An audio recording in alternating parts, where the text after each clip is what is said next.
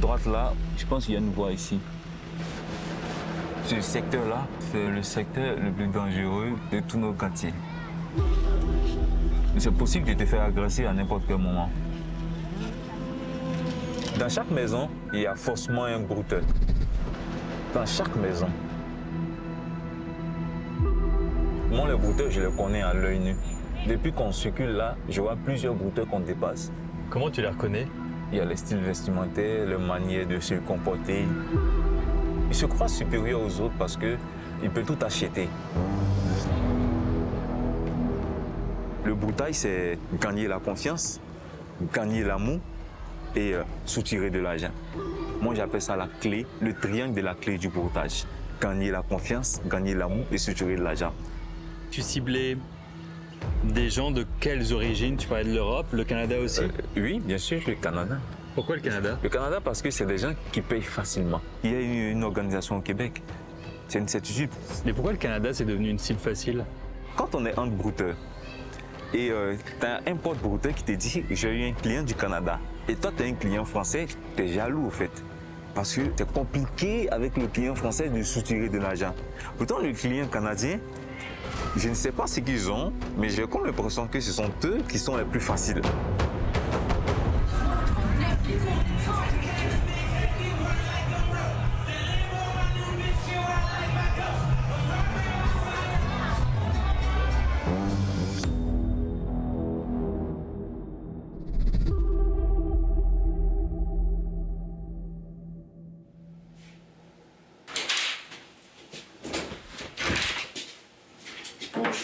Vous êtes Maman Dubertte? Michel Duron. Moi, je suis la sergente détective Nancy Simoneau. Ok. C'est moi qui ai l'enquêteur dans ton dossier. Aujourd'hui, on se rencontre parce qu'il y avait un mandat d'arrestation qui avait été mis contre toi. Tu as frustré Guylaine Paré, qui est la plaignante au dossier, d'une somme d'argent d'une valeur qui dépasse 5 000 $. Comme moi je l'ai dit, je suis pas déjà. D'abord, je suis pas impliqué dans quelconque histoire de fraude. Présentement, j'étais à 28 ans de carrière policière. Je me suis spécialisée vraiment au niveau des différentes fraudes et c'est mon créneau. Ma philosophie, en fait, de travail, ça a toujours été que je traite les plaignants, les victimes, comme j'aimerais qu'un membre de ma famille soit traité. Fait que de cette façon-là, je m'assure de répondre à tous leurs besoins puis à leur donner un service 5 étoiles.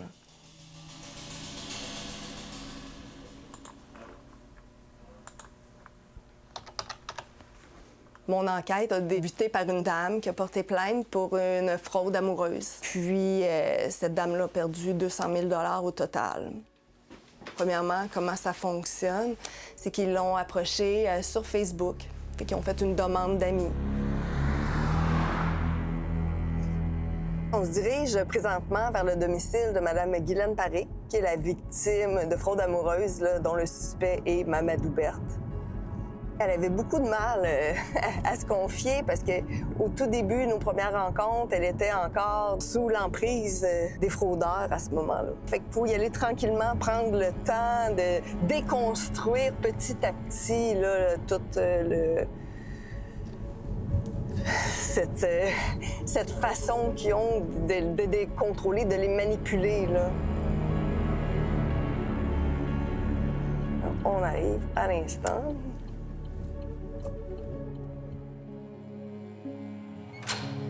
Allô, Nancy, comment ça va? Guylaine Paré a été victime d'un fléau devenu mondial, l'arnaque amoureuse en ligne. Entrez.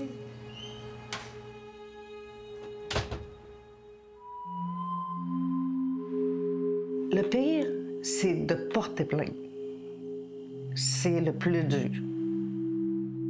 Cette retraitée qui vit seule dans son appartement à Mercier pensait discuter avec un Français d'une 60aine d'années.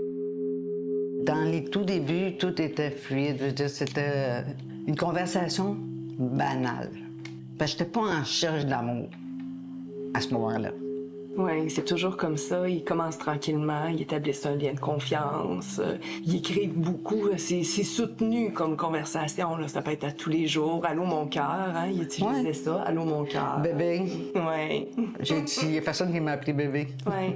Puis les gens aiment ça parce que c'est de l'attention. C'est comment ça va, toi, ta journée. Puis en fin de journée, puis comment s'est passée ta journée.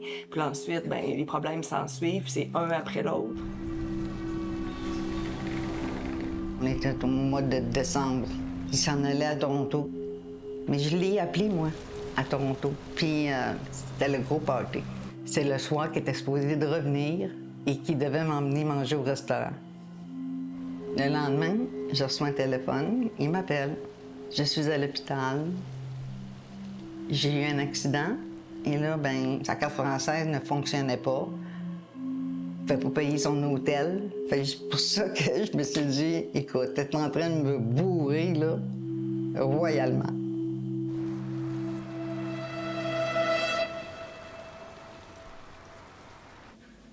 Qu'il soit au Québec ou à l'étranger, on voit une augmentation de la qualité puis du raffinement des méthodes. Ça, il n'y a aucune hésitation. Que ce soit au niveau des scénarios qui sont présentés, on va avoir beaucoup de preuves matérielles qui sont ajoutées, des rapports médicaux, des documents en apparence officielle, parfois des vrais documents, parfois des faux documents. Est-ce que ça veut dire que ces réseaux et ces criminels sont de plus en plus professionnels, pointus dans leur domaine? Certainement. Puis, quand on va parler de réseau, c'est vraiment le bon terme. Là où certaines fraudes pouvaient être menées par un individu, ce qu'on se rend compte, c'est que c'est probablement des groupes d'individus qui mènent ces fraudes-là. C'est le genre de choses qu'on va malheureusement rencontrer dans les fraudes qu'on va appeler haut de gamme, qui sont bien montées.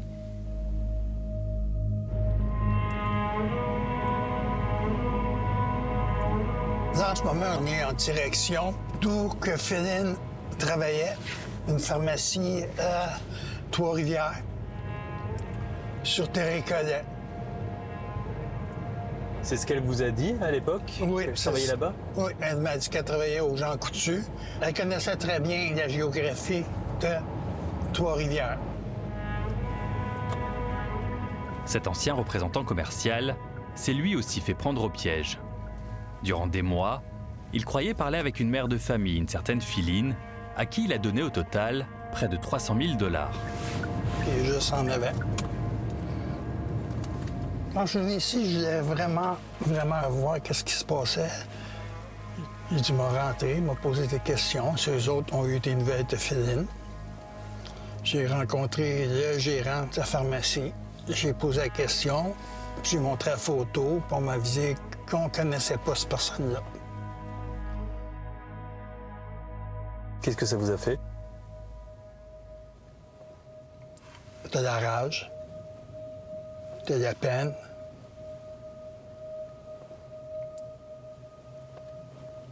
Un dégoût. T'as honte de toi-même quand même.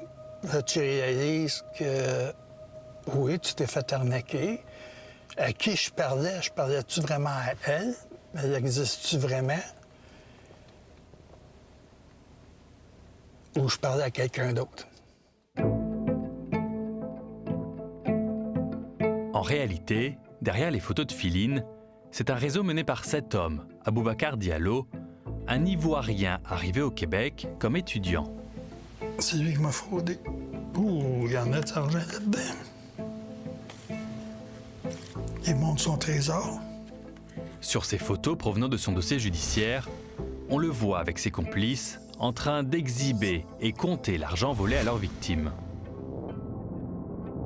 On a aussi obtenu des centaines de conversations sans complexe, où ils s'organisent pour mettre en confiance ceux qu'ils appellent leurs clients.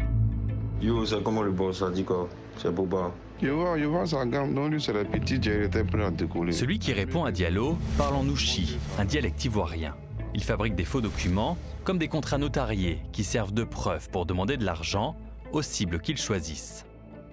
Maintenant, le testament, les titres fonciers, la signature du notaire, le nom du notaire dessus, la signature, le directeur de la banque aussi, tu vois. Dans ces conversations, on découvre également des tonnes d'autres victimes qui n'ont jamais porté plainte. Pour les appâter, ils leur font même livrer des fleurs et des cadeaux.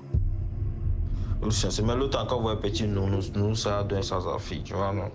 Et puis c'est qui peut écrire un message dessus pour l'autre. Il n'a qu'à dire juste genre, il tient à toi.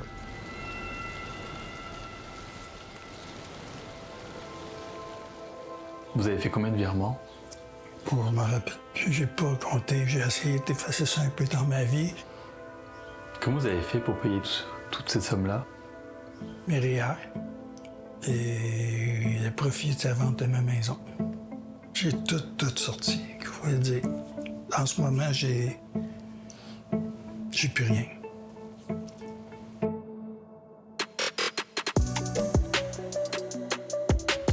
Bon, la soirée est finie. Là, il m'a profité dans l'hôtel qu'ils ont réservé pour moi. Fait comment? C'est ça, hein?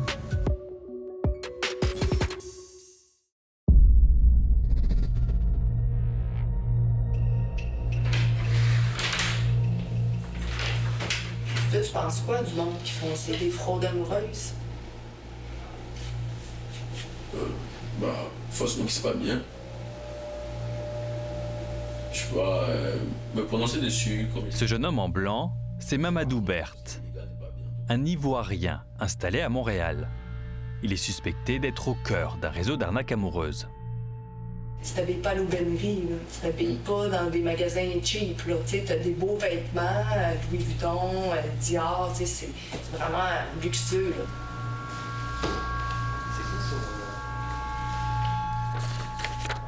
On le voit ici au volant d'une BMW, on le voit en voyage, oui, dans une piscine. Donc c'est quelqu'un qui avait une belle vie, oui, qui affichait son train de vie, mais qui officiellement n'avait aucun travail. Exactement. Donc d'où venait cet argent-là? Il n'était pas en mesure de me le dire. Donc, ce que j'ai vu dans ses comptes, ça venait clairement de la fraude, des différents types de fraude qu'il faisait. C'est plate, Mamadou, tu sais, que tu me dises, regarde, moi, je sais pas trop, là, l'argent, c'est que moi, je les rencontre, ces madames-là, puis ils sont détruites. Fait que c'est important aussi pour moi de te rencontrer aujourd'hui pour te dire ça, pour... tu sais, tu joues avec la vie des gens, finalement. Est-ce que vous avez une idée du montant total d'argent qu'il aurait pu frauder ou récupérer auprès de victimes au Québec? C'est dur de quantifier parce que juste dans un compte, j'avais 20 victimes, dont mes 2 principales victimes. Mais les 18 autres, je ne sais pas combien ils ont perdu là-dedans. Là. C'est on peut imaginer que c'est des millions et des millions de dollars. Oui, on parle de millions, certains. Juste avec un individu et son réseau? Oui. En réalité, comme son compatriote Aboubacar Diallo à Trois-Rivières, Mamadou Berthe est bien plus qu'un simple brouteur. Lorsqu'on a perquisitionné le logement de M. Mamadou Berthe, on a trouvé différents documents avec des identités différentes, mais avec la photo de M. Berthe dessus. Chacune des identités ouvrait des comptes dans différentes institutions. Puis ensuite, l'argent se promenait dans des comptes. Fait que c'est comme une immense toile d'araignée. Puis j'ai découvert quelque chose de particulier, c'est qu'il était même dans l'exportation de véhicules volés. Monsieur Berthe était l'expéditeur d'un container où est-ce qu'il y avait 2 véhicules volés au nom d'une compagnie qui appartient à un membre du crime organisé africain. Pourquoi qu'on est au port? En fait, c'est parce que ça représente un peu la diversité des fraudes qui sont opérées par le réseau de fraudeurs africains, dont les véhicules volés. Puis ça, je l'ai su parce que j'ai fait appel au service frontalier via Karine Caron, qui est ici avec moi. En même temps qu'on a vu une hausse des fraudes par hameçonnage, on a vu aussi un gros boom de vol de véhicules. Il y a des complices, donc des entreprises d'exportation de véhicules qui sont utilisées par les membres du crime organisé africain pour exporter les véhicules volés en Afrique. Dans certains dossiers, on voit qu'ils sont mis dans des entrepôts pour les mettre dans des conteneurs. Et rapidement, les conteneurs sont exportés en Afrique. On a des exportations notamment en Côte d'Ivoire, au Bénin, au Nigeria.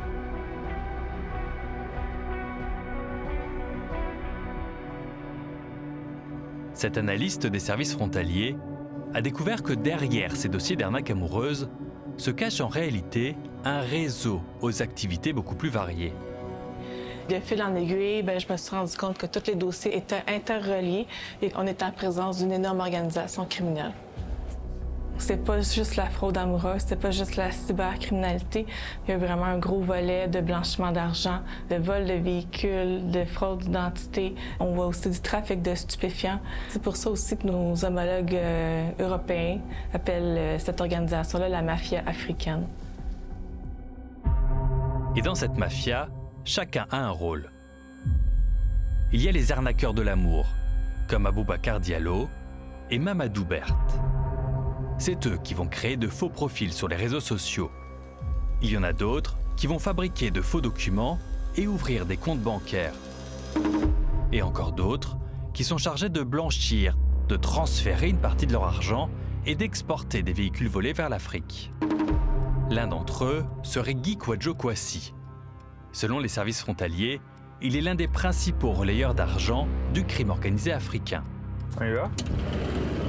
On est donc allé voir M. Kwasi chez lui, dans la banlieue nord de Montréal. Monsieur Kwasi? Oui, bonjour. On travaille à Radio-Canada, on est journaliste.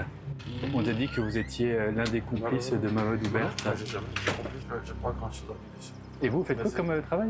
Moi, je suis un distributeur, je fais la distribution alimentaire.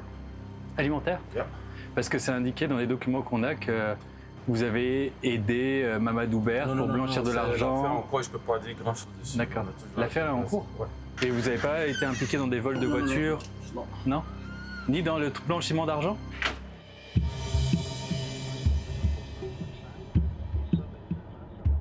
Nous nous sommes rendus à l'adresse du commerce dirigé par M. Kwasi.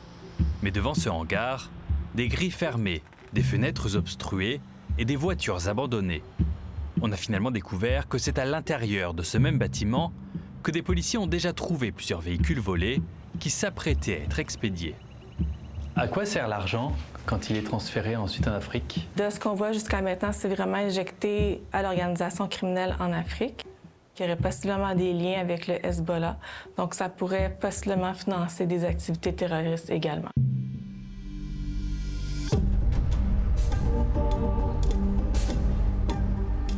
C'est en Côte d'Ivoire qu'on retrouve le berceau de cette branche du crime organisé africain qui sévit au Québec. C'est aussi ici, dans le port d'Abidjan, qu'arrivent régulièrement des conteneurs remplis de véhicules volés. On a demandé de l'aide à un journaliste local pour nous guider dans les coulisses de ce réseau criminel. Là, on est à Abidjan Sud, là où on trouve beaucoup de parcs auto.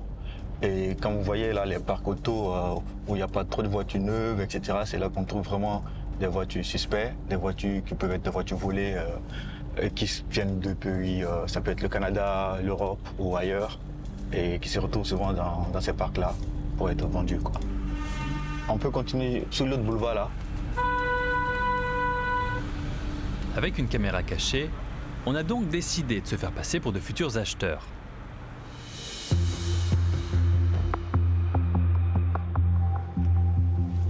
On regarde. Ouais, d'accord. Et il demande un peu. Elle vient d'où? Canada, États-Unis, les deux côtés, on fait les deux côtés. Ah. Elles sont apportées au port ici? Elles arrivent par bateau? Oui, elles arrivent par bateau, dans le conteneur, et puis on en est.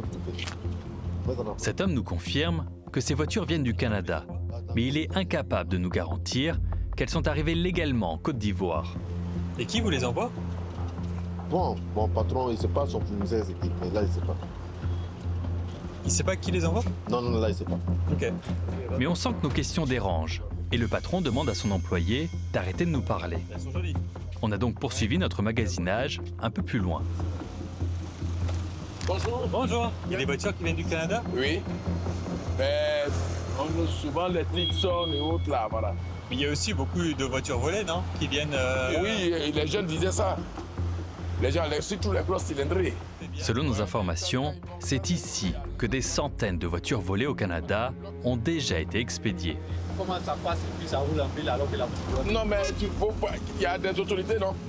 D'autres sont dedans aussi. Et la douane laisse passer? Ah, ben laisse passer là, on ne peut pas savoir, parce que là, c'est plus fort que moi.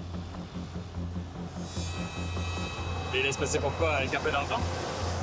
Bon, par exemple, je suis un colonel de la douane. Ouais.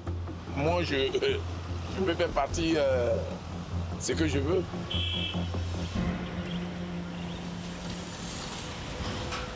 On a donc voulu comprendre comment autant de véhicules canadiens et comment l'argent volé aux victimes québécoises arrive si facilement ici en Côte d'Ivoire. Dans les meilleurs délais, je vous fais un retour. Mais malgré plusieurs rencontres avec des dirigeants ivoiriens, toutes nos demandes d'entrevue sont restées sans réponse. Bonne journée, au revoir.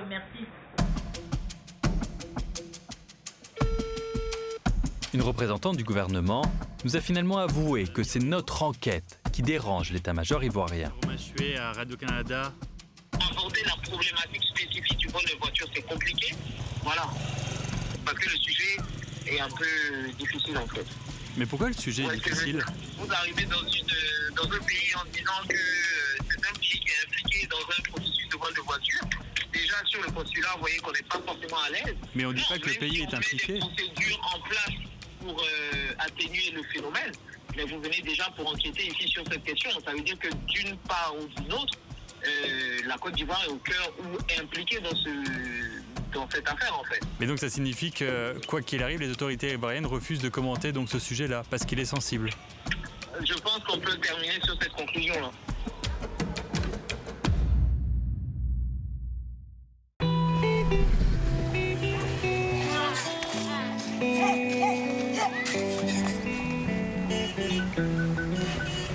Salut. Là-bas. Attends, regarde. Ouais, je le vois. Ah oui, salut. Ok. Tu peux t'arrêter ici? Reste là. Moi j'y vais avec Bakary. Ouais. Salut Alvin. Ouais, enchanté. Enchanté. Cet homme bien habillé est un spécialiste de l'arnaque amoureuse, un brouteur comme on les appelle en Côte d'Ivoire. Il se fait appeler Alvin et il nous a demandé de ne pas montrer son visage car ce qu'il veut nous raconter pourrait le faire arrêter. Je vais vous envoyer là où, dans le cybercafé où j'ai commencé le broutage. Quand on venait dans les cybercafés, vers 1h, 3h du matin, on s'enfermait dans les cybercafés, c'est-à-dire le gérant, il ferme le cybercafé et on est tous dedans. Et vous êtes combien? Plusieurs. Et ici, c'est là que j'ai commencé. Ah, ça va bien. Ah ouais. Salut mon gars. C'est en partie à partir de ce cybercafé que des Canadiens ont commencé tous les jours à se faire arnaquer par de faux profils sur les réseaux sociaux. Mais notre présence ne plaît pas aux gérants. Et je voulais juste te montrer où j'ai commencé à travailler. Si c'est possible. Ok. Et il y en a encore des petits brouteurs, des avortons de brouteurs qui sont dedans en train de s'amuser. Ils font quoi, tu penses, à l'intérieur? Ils essaient de se choper des clients. Maintenant, c'est, disons, que les brouteurs qui prennent beaucoup les choses au sérieux préfèrent faire des broutages chez eux à la maison, avec un ordinateur, avec sa connexion Internet à la maison. Comme ça, c'est moins de risque.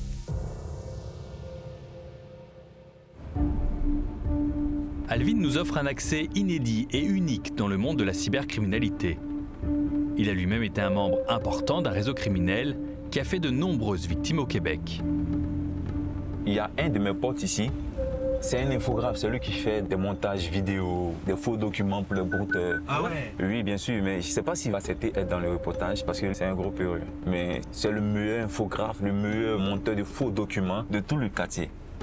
Et lui, il fait des faux passeports, il fait des fausses pièces d'identité, des faux documents de terrain, tout ce qui est illégal. C'est grâce à ces contrefaçons professionnelles que ces criminels arrivent à tromper leurs victimes et à ouvrir plusieurs comptes bancaires au Québec. Attends. Et dans cette cour-là, on va taper à sa porte. Ok.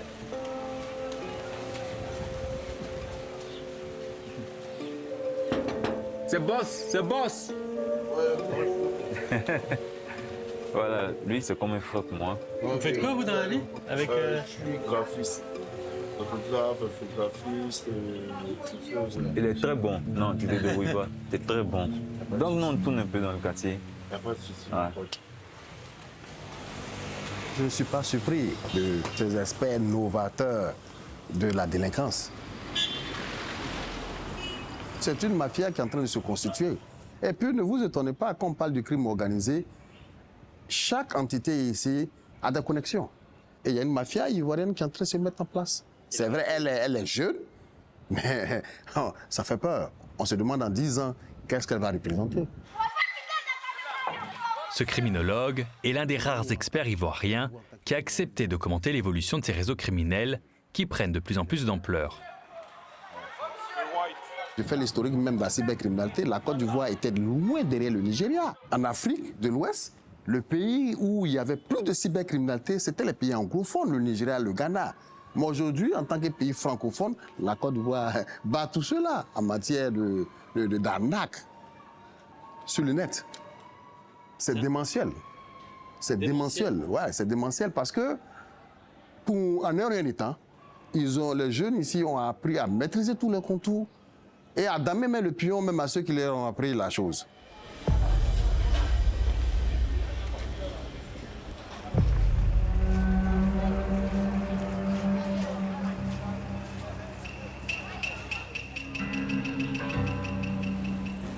On va au terrain Béziers, là où il y a le fromager, où souvent on venait faire des sacrifices pour pouvoir envoûter soit des blancs ou soit des blanches, peu importe. Donc c'est l'arbre des sacrifices? Oui, c'est un arbre des sacrifices. Cet arbre-là n'est pas simple, c'est un arbre mystérieux parce que cet arbre est tellement vieux et pour eux, ils voient des choses des esprits. Voilà, c'est un arbre spirituel. Que ce soit des marabouts, les féticheurs, peu importe l'absence chez qui tu vas, ils nous envoyaient là pour pouvoir enterrer des photos de blancs. Et quand tu viens devant cet arbre-là, tu crées un trou, tu enterres la photo de ton client. La semaine qui suit, tu pourras recevoir la somme que tu veux. Donc tu enterres la photo et une semaine après, parce que la personne était normalement envoûtée, elle va te donner 5 000 $. Te donner 5 000, la somme que tu veux. Ça a marché pour toi? Oui, ça a marché pour moi, au moins 3 ou 4 fois. Ouais. Grâce au marabout, tu penses? Il n'y a aucun brouteur qui fait ce qu'il fait sans un marabout, c'est impossible. C'est impossible, il n'y a aucun brouteur. Toutes ces personnes, tu vois, qui ont de l'argent, qui sont au Québec et tout, il y a forcément un marabout derrière eux. Donc c'est des choses qu'on y croit ici en Afrique et particulièrement en Côte d'Ivoire.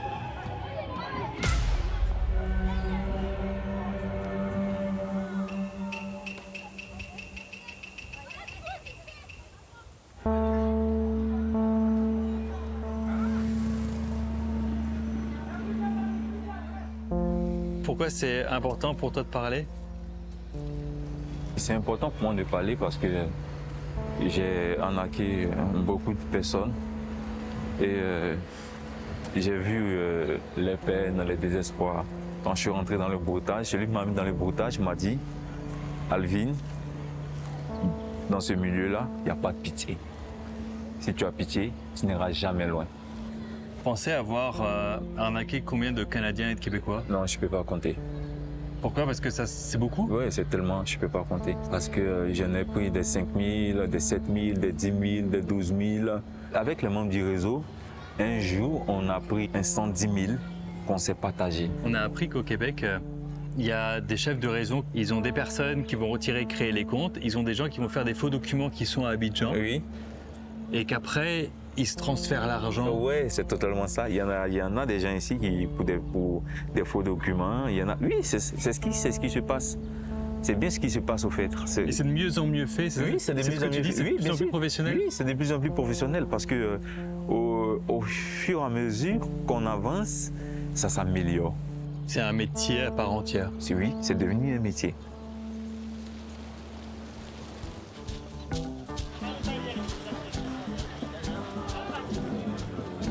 Ici, c'est un autre endroit de mon quartier où plusieurs brouteurs viennent se rafraîchir. Là, il y a Aboubacar Diallo qui a été arrêté au Québec. Et il s'amusait à prendre plein de photos comme ça de lui avec des montagnes d'argent et de les envoyer à ses amis à Abidjan. Ouais. Qu'est-ce que tu en penses quand tu vois ça, toi? Pour être sincère, je pense que c'est un peu stupide. Il y en a tellement de brouteurs qui le font. Moi aussi, je le fais, en fait. Au fait, c'est comme un virus. Tu ne peux pas. Tu as envie de montrer ta grandeur. C'est ça, le broutage. On ne fait pas le broutage pour se cacher. On fait le broutage pour montrer qu'on existe, pour montrer qu'on a de l'argent. C'est ça, le broutage. Et ces personnes-là, c'est des personnes qui sont beaucoup connues ici en Côte d'Ivoire. C'est des personnes qui ont des réseaux. C'est une grande organisation.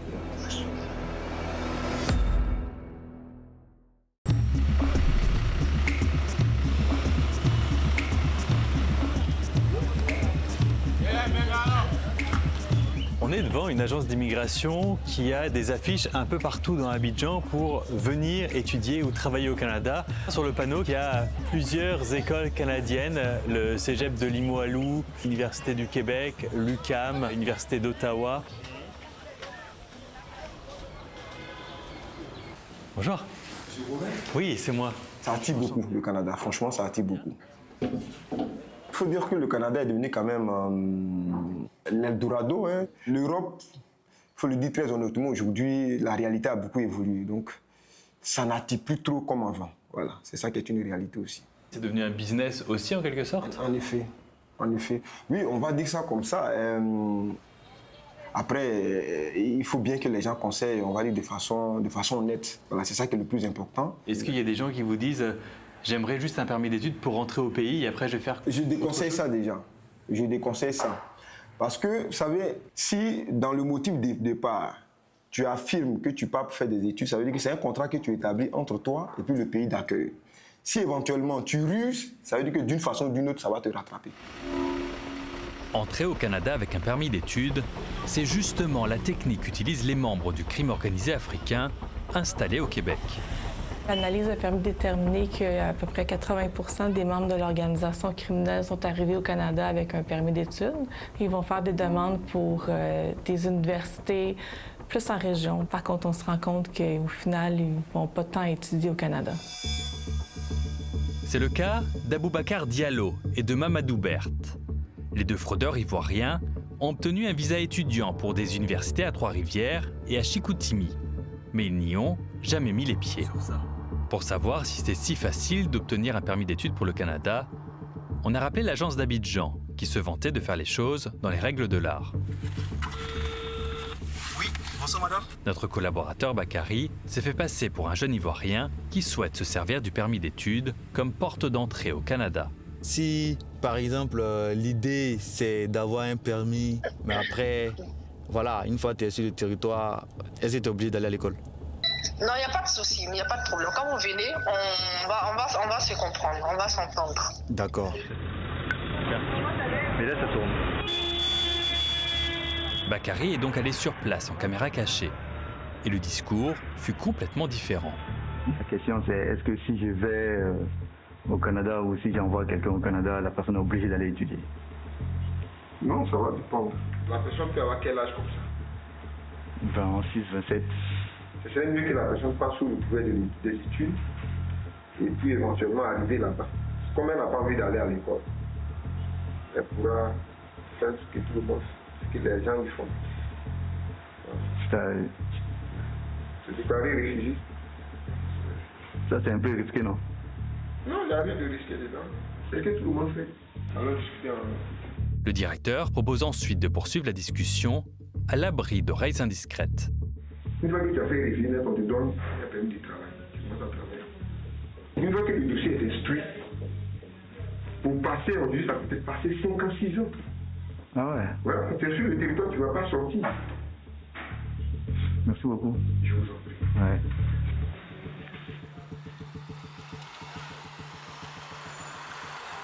Je crois qu'ils ont détecté une faille dans le système pour entrer avec un statut d'étudiant, s'il n'y a pas de vérification.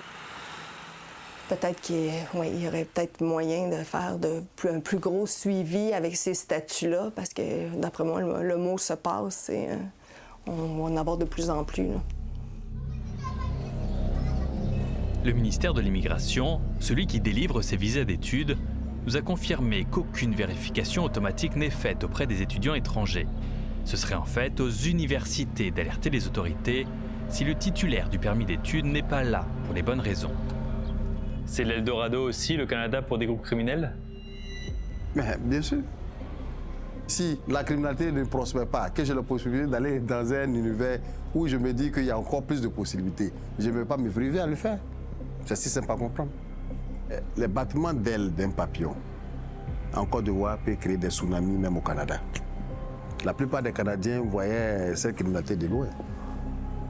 Mais aujourd'hui, elle est sur votre territoire.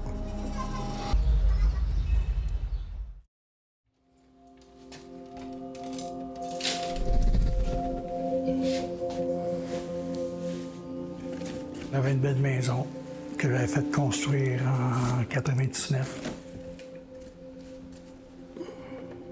Ça a été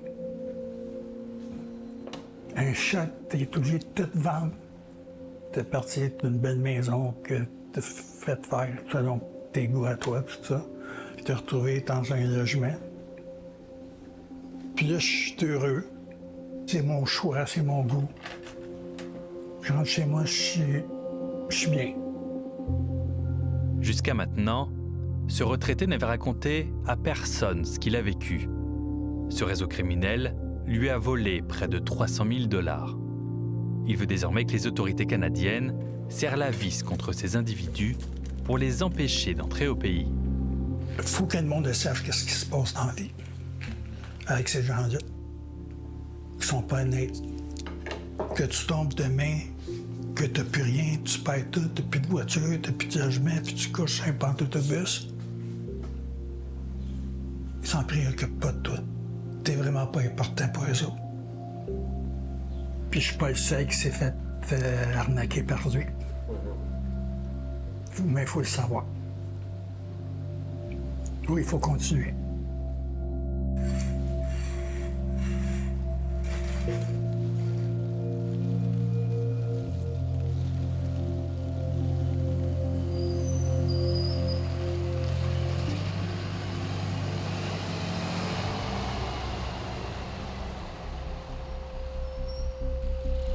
Aujourd'hui, nous sommes au palais de justice, puis on s'en va pour la sentence de Mamadou Bette. C'est le jour J. Après ça, on tourne la page. L'arnaqueur de Guylaine Paré a finalement plaidé coupable. Mamadou Bette a reconnu avoir participé à un stratagème de fraude dans lequel, selon lui, il n'était que l'un des maillons d'une grande organisation. Il a directement été expulsé dans son pays d'origine, la Côte d'Ivoire. Bien dans mes bras, toi. Ouais, un petit câlin. Oh, merci pour tout. C'est un plaisir. Oui. Ça me réjouit qu'il soit expulsé, mais c'est une personne parmi tant d'autres, malheureusement. Le réseau existe toujours. Il y a un maillon de la chaîne qui a quitté, mais il va être vite remplacé. Qu'est-ce qu'il va faire, Berthe, en Côte d'Ivoire, selon toi? Bonne question. Je ne sais pas si ses études qu'il y a eu au Québec vont l'aider à se trouver un emploi là-bas, mais une chose est sûre, c'est que, on me dit, un brouteur un jour, brouteur toujours.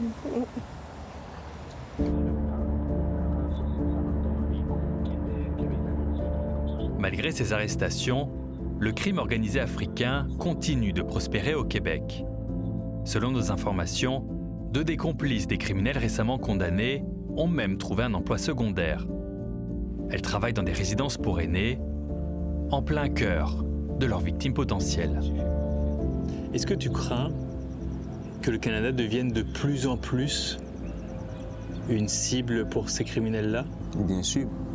Moi, j'ai déjà eu des clients canadiens. J'ai comme l'impression que c'est des personnes qui ont besoin d'amour, qui ont besoin d'être aimées, c'est des personnes qui ont besoin d'affection. Quand je vois des jeunes brouteurs, ça me fait mal. J'ai mal pour les victimes, en fait, parce que chaque jour qu'un nouveau brouteur naît, il y a une nouvelle personne qui découvre le monde des rencontres sur Internet et forcément qui va croiser des brouteurs. Ça, c'est sûr.